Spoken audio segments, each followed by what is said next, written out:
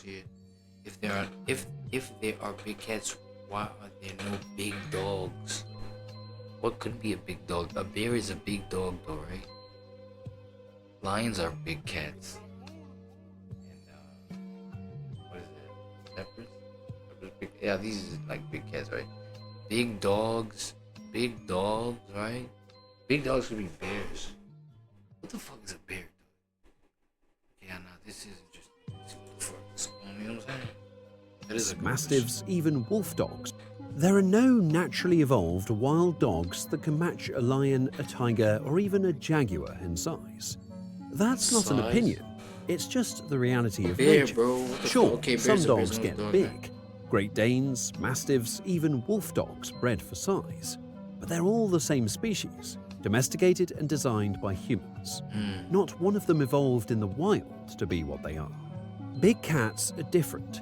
Every one of them, lions, tigers, jaguars, leopards, is its own species. They didn't come from breeding programs. They came from millions of years of evolution, having been shaped into elite solitary hunters. Their size... So they were bred by nature itself, not human beings. Well, human beings aren't human beings' nature. Shit. wasn't optional. It was a survival advantage. Wolves are the biggest natural canines we have left. The northwestern wolf is the heavyweight, and even then, the largest specimens barely hit 80 kilos. That doesn't come close to a 200-kilo lion or a 300-kilo tiger. And foxes, coyotes, jackals, they're efficient predators, but nothing about them says apex. If you're waiting for the dog equivalent of a big cat, you won't find it in the modern world. But that doesn't mean nature didn't try. It did. And when it did, it created something huge, powerful, and short-lived. The big dogs were real, and they lost. The reason has a lot to do with how predators survive. Most of today's large land predators fall into one of two categories: the pack hunters and the solitary ambush predators. Those aren't just habits, they're entire evolutionary strategies, and they shape everything from body design to behavior. Canines, for the most part, are pack hunters. Wolves, dholes, African wild dogs, bush dogs, even the dingo and the New Guinea singing dog, they all fit this model. They rely on teamwork to bring down prey larger than any one of them could handle alone. That's their edge. They don't overpower their prey, they wear it down. And that's why size isn't everything. When the kill depends on endurance and group coordination, being huge isn't an advantage. It burns more energy, slows you down, and doesn't actually help in the final moment of the hunt. These animals aren't tackling prey head-on, they're chasing it until it collapses. Look at their anatomy. Long, narrow legs, stiff wrists that can absorb the pounding of long-distance running, big, blunt claws built for traction, not slashing. Their whole body is designed for movement, not grappling. And once the prey is down, or at least too weak to fight back, they start eating. That's not poetic, but it's effective. These predators don't need to kill cleanly. They just need to kill eventually, which is why their teeth... So chasing down is their specialty. Chasing some shit down until runs out of breath, you know what I'm saying, collapses, and just grip on you, you know what I'm saying? Built more for crushing than slicing. Massive carnassials rip through sinew and even bone, turning the entire carcass into calories. It's a strategy that works, but it also locks them into a certain physical mold. There's a sweet spot in size where calorie output and calorie intake are balanced, and canines found it. Going beyond that didn't offer an advantage, and evolution doesn't reward excess, it rewards efficiency. That's why the big cats went in a completely different direction. Ambush predators play by different rules. They don't run their prey down, they stalk, creep, and then explode. One shot, one pounce, and it's over. Or it's not. But either way, the kill has to happen fast, because there's no second wind coming. That's why they're big. They don't have a team. They don't have backup. When it's go time, it's all on them, which means they need the muscle mass of several smaller predators packed into one body. And that size only works because their strategy is short and violent, not drawn out and exhausting. Their anatomy reflects it.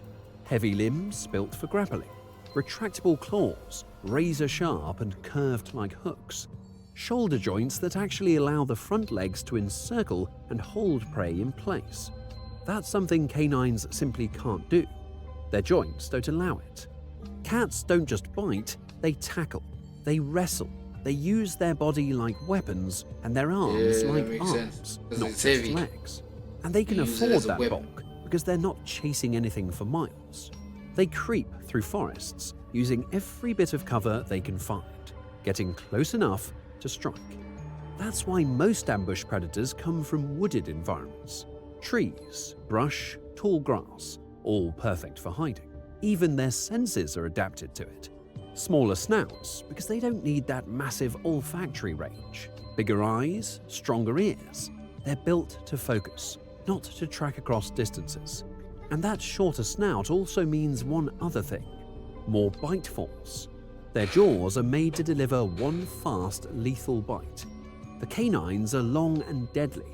Ironically, felines have bigger canines than canines, especially in species like the clouded leopard, which, for its size, has some of the largest fangs of any living cat, almost saber-like. Every piece of their body is tuned for ambush, not for chasing, not for teamwork, just raw, silent power. And that's where evolution split. One path favored endurance, cooperation, and lean efficiency. The other favored stealth, strength, and solo takedowns. When it comes to size, ambush predators had a reason to go big. Every extra kilogram meant more muscle behind the pounce, more force behind the grapple, and more control once the prey was in their grasp. Evolution kept rewarding it, up to a point. The bigger the prey, the bigger the predator needed to be, and the cats were built for that arms race. Canines weren't. The bigger they got, the worse it got for their hunting style. Long chases burn calories fast. A heavier body burns even more. A lion can win or lose a hunt in a few seconds. A wolf might have to chase for kilometers. There's no room for unnecessary weight. Even if a dog did get bigger, what would it do with the extra muscle? Their claws don't slash. Their shoulders don't rotate the way a cat's do. They can't grapple. They don't pounce. Their only real weapon is their bite, and they already have a strong one. The strategy is simple. Wear the prey down, then bring it down. No sudden finish, no precision strike, just exhaustion. And that's why evolution capped them where it did. Wolves reached a size where the numbers worked. Big enough to survive the cold, strong enough to pull down decent-sized prey, but still light and fast enough to run the distance. Any bigger and the trade-off wasn't worth it. There's no reward for chasing. Yeah, as I said, nature just breeded these animals, you know what I'm saying, to where it saw that it was suitable for these animals to, you know what I'm saying, to operate, shit like that. You know what I'm saying? So it's all about just like, you know what I mean? Is this what natural selection is? Where nature like selects you, or just the environment and how your mind develops in saying, no, my strong point is ABC and not XYZ, right? And therefore I don't need these muscles that can develop in me looking like XYZ when I could just remain here as ABC. You know what I'm saying? Hopefully y'all That's do. heavier than most lions and built nothing like a modern wolf. It had a huge, powerful head with jaws made for crushing bone. Not slicing, not stabbing. What's this? Scion Haydeni.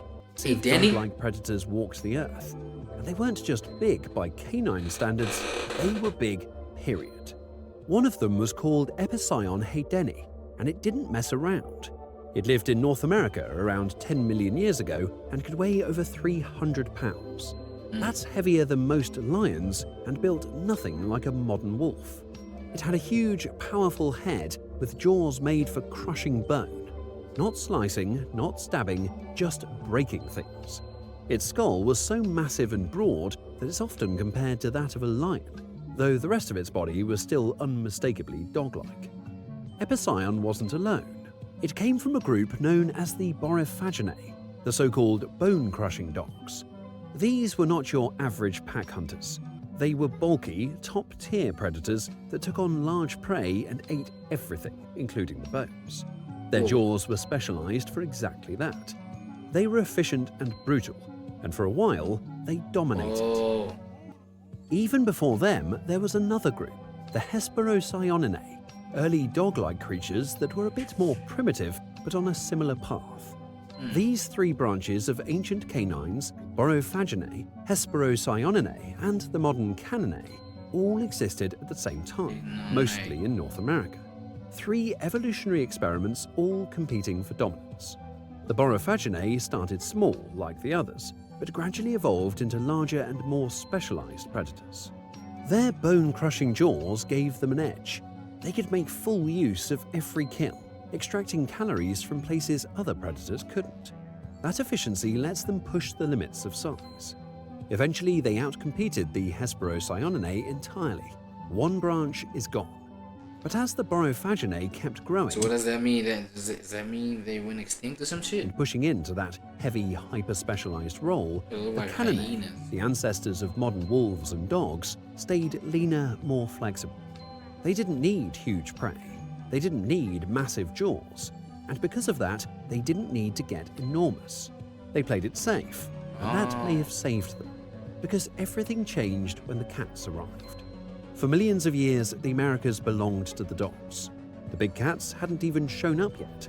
It was a canine continent, ruled by bone crushers and pack hunters, with no felines in sight. Then the migration happened. Members of the cat family, originally from Eurasia, made their way into North America. At first, they were just another competitor, but it didn't take long for them to start climbing the food chain. Unlike the big dogs, these new predators didn't rely on stamina or teamwork. They brought a completely different playbook: stealth, power, and precision. And when they moved in, they didn't just coexist, they started eating the same prey. The exact same prey that the biggest dogs relied on for survival. That overlap turned into direct competition, and the dogs lost. The big borophagines, animals like Epicyon, had gone all in on one strategy. Huge size, huge skulls, slow movement, specialized diets. They were built to take down and break apart giant animals, but cats like the saber-toothed Smilodon were doing the same job better.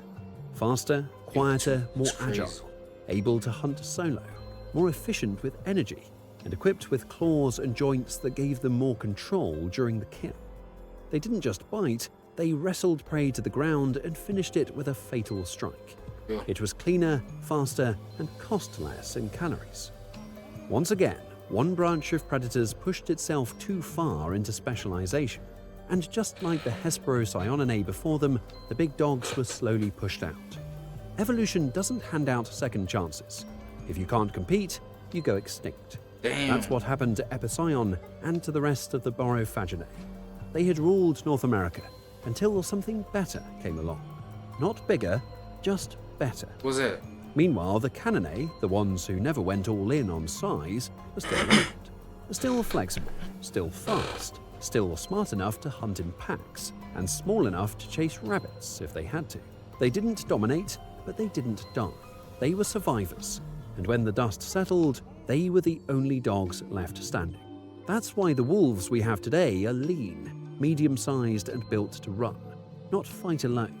They come from the branch that stayed adaptable, the ones that didn't grow too big, didn't specialize too much, and didn't rely on prey that might disappear.